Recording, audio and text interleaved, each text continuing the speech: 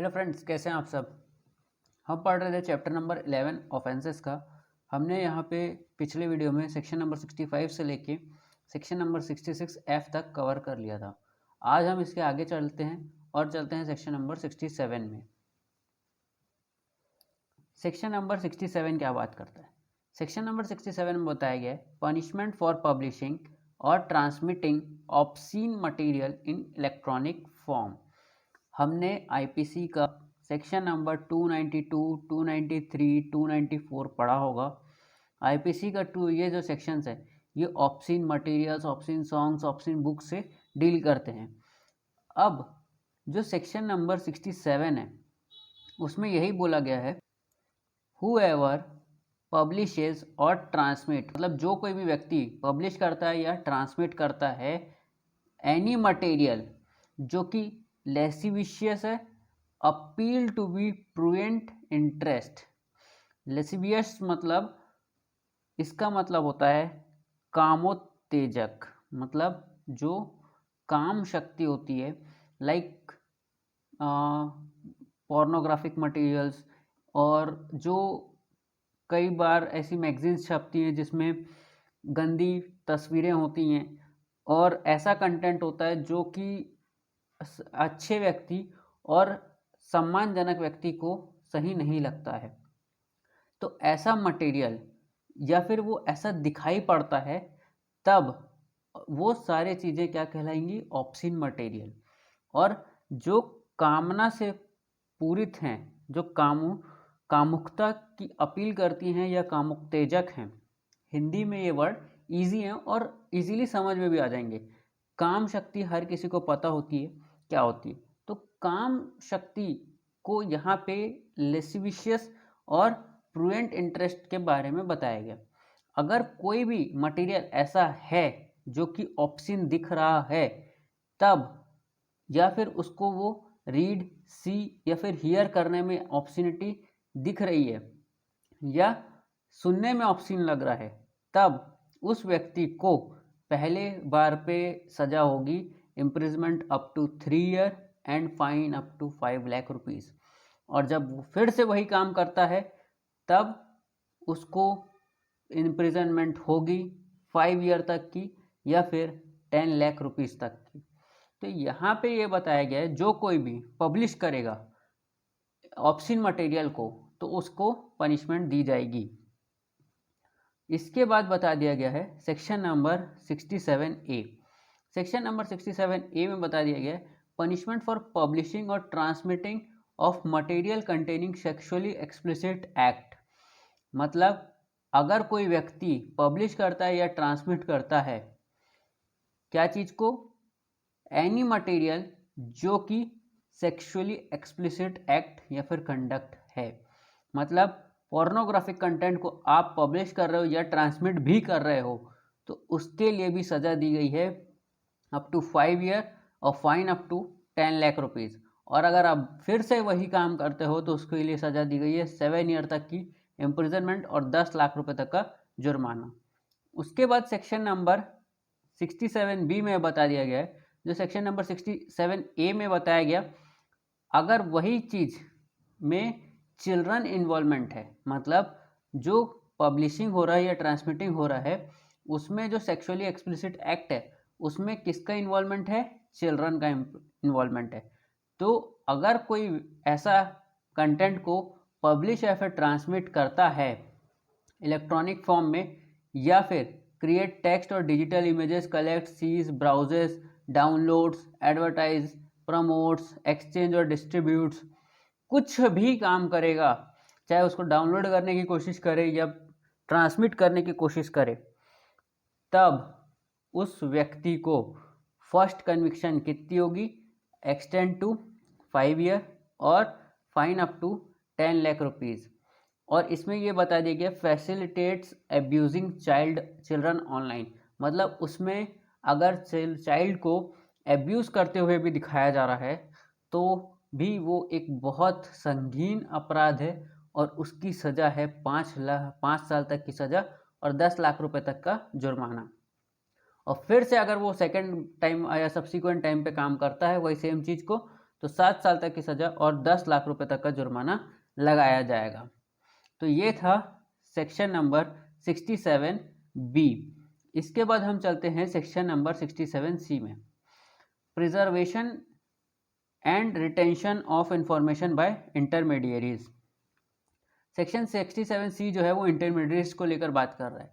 Intermediary का काम होता है रिटेन करने का डॉक्यूमेंट्स वगैरह को और डाटा वगैरह को। जैसे कि एक कंपनी है लाइक जियो या फिर BSNL या फिर कोई भी ऐसा टेलीकॉम कंपनी को रख लेते हैं। अब आपने किसी ए व्यक्ति से बात की और उसके बाद बी व्यक्ति से बात की, उसके बाद सी व्यक्ति से बात की, तो आपका कॉल लॉग तो आपके पास तो रहता ही है, साथ ही साथ इन सर्विस प्रोवाइडर्स के पास भी होता है। तो ये एक एग्जाम्पल है मेरा, इसमें ये बताया गया है कि जब कभी भी सेंट्रल गवर्नमेंट ये बताएगी कि उस डाटा को कब तक, उस इंफॉर्मेशन को कितने ड्यूरेशन तक स्टोर करके रखना है और किस मैनर में रखना है और किस फॉर्मेट में रखना है, ये काम करेगी सेंट्रल गवर्नमेंट। और इंटरमीडियरी को वो काम करना पड़ेगा। अगर वो इंटेंशनली या नोइंगली कॉन्ट्रावीन करता है ऐसा काम करने से, तो उसको भी 3 साल तक की सज़ा दी जा सकती है और साथ ही साथ फाइन भी लगाया जा सकता है।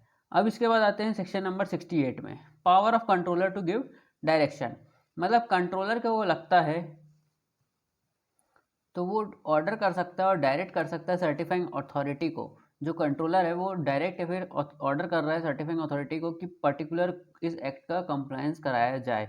कोई पर्टिकुलर ऐसा सेक्शन है या फिर एक्टिविटी है जिसका कंप्लायंस होना जरूरी है और उस एक्ट को कंप्लाई करने के लिए कंट्रोलर जो है वो डायरेक्शन इशू कर सकता है सर्टिफाइंग अथॉरिटी को। और सर्टिफाइंग अथॉरिटी ऐसा नहीं करती और फेल हो जाती है तो उसको 2 साल तक की सज़ा और fine up to 1 lakh rupees या फिर दोनों लगाया जा सकता है।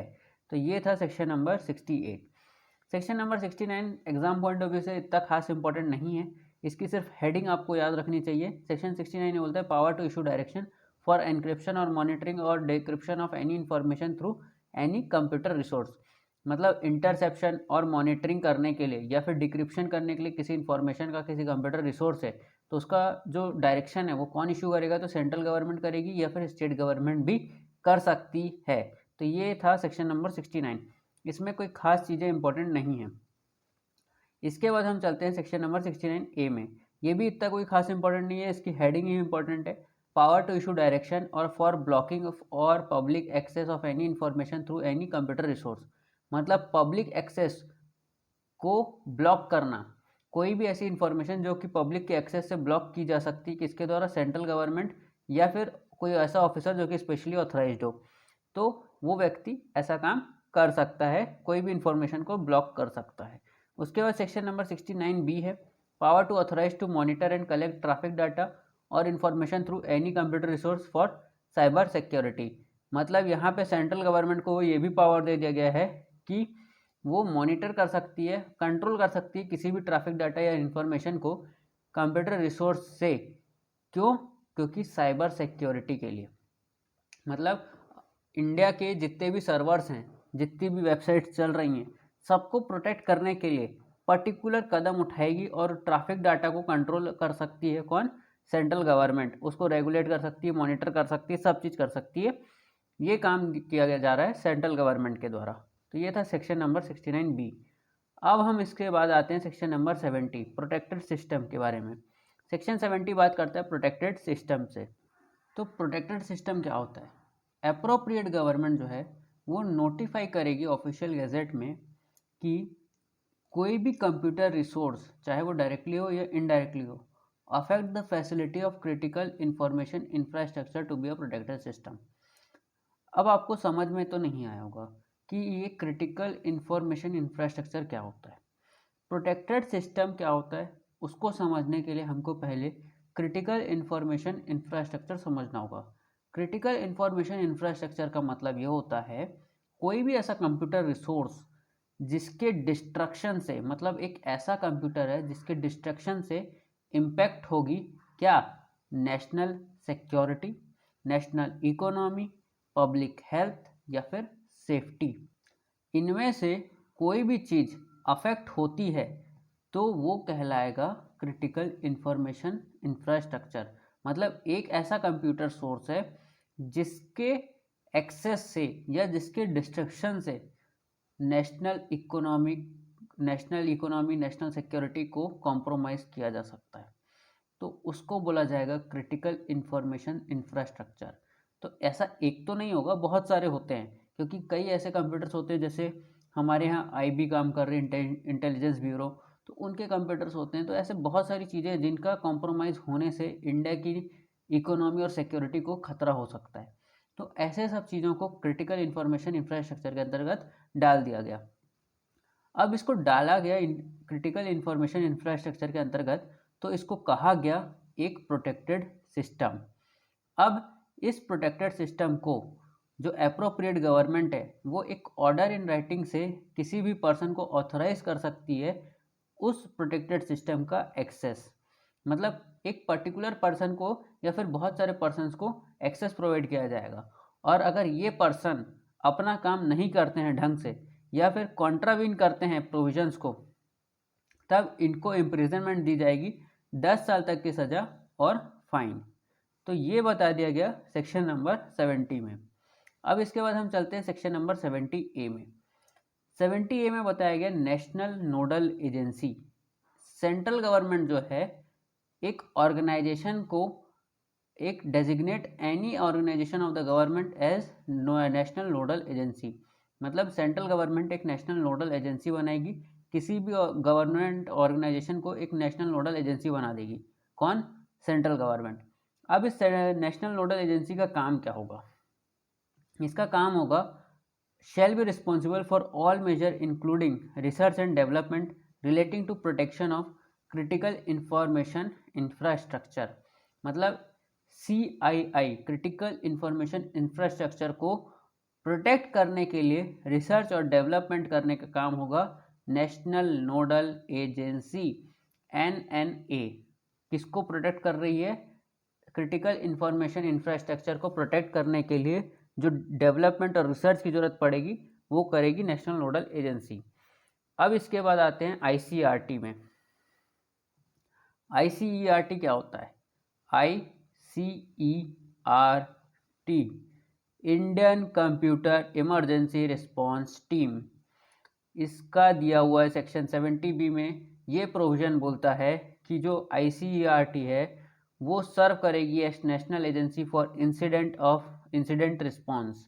मतलब अब कोई भी अटैक होता है तो पर्टिकुलर एक रिस्पॉन्स टीम या फिर इमरजेंसी टीम भेजी जाती है उसको रेस्क्यू करने के लिए। रेस्क्यू टीम जैसे होती है, तो ये एक रिस्पॉन्स टीम है। सेंट्रल गवर्नमेंट एक अपॉइंट करेगी एजेंसी को जिसका नाम होगा ICERT Indian computer emergency response team. इसमें एक डायरेक्टर जनरल होंगे और अदर ऑफिसर्स होंगे। इनकी जो सैलरी और अलाउंस है वो डायरेक्टर जनरल और अदर अलाउंस जैसा कि प्रिस्क्राइब किया जाएगा वैसी होगी। जो ICERT होगी वो सर्व करेगी as national agency for following functions. अब इनके फंक्शंस क्या क्या हैं? फंक्शंस होंगे कि वो कलेक्ट कर सकती है, एनालिसिस कर सकती है, डिसेमिनेशन कर सकती है इन्फॉर्मेशन का साइबर इंसिडेंट से रिलेटेड, फॉरकास्ट कर सकती है, अलर्ट कर सकती है साइबर सिक्योरिटी के इंसिडेंट को लेके, इमरजेंसी मेजर्स ले सकती है हैंडलिंग साइबर सिक्योरिटी। समझ लीजिए एक पुलिस है ये, और वो भी इंटेलिजेंस पुलिस की जैसे वर्क कर रही है। Coordination of cyber incidents response activities, issue करेगी गाइडलाइंस एडवाइजरी और vulnerability notes, white papers relating information security practices, procedures, prevention, response and reporting of cyber incidents और other functions of cyber relating to cyber security. तो ये काम कर रही है ICERT। अब इसमें ये बता दिया गया कि अगर ICERT ने कोई सर्विस प्रोवाइडर से इंफॉर्मेशन मांगी है, कोई service provider, intermediate, data centre या फिर बॉडी कॉर्पोरेट से कोई भी इंफॉर्मेशन मांग सकती है, इसके पास ये पावर है। अब ये सब वो इंफॉर्मेशन को देते नहीं हैं या फिर देने से मना कर देते हैं कोई भी, तब इनको पनिश किया जा सकता है for imprisonment up to 1 year और fine up to 1 lakh rupees या फिर बोथ। और इसमें बता दिया गया है कि कोई भी कोर्ट कॉग्निजेंस नहीं लेगा जब तक कंप्लेंट ना किया जाए जो कि ऑफिसर ऑथोराइज्ड है अंडर सब सेक्शन 1। तो ये था सेक्शन नंबर 70 का बी।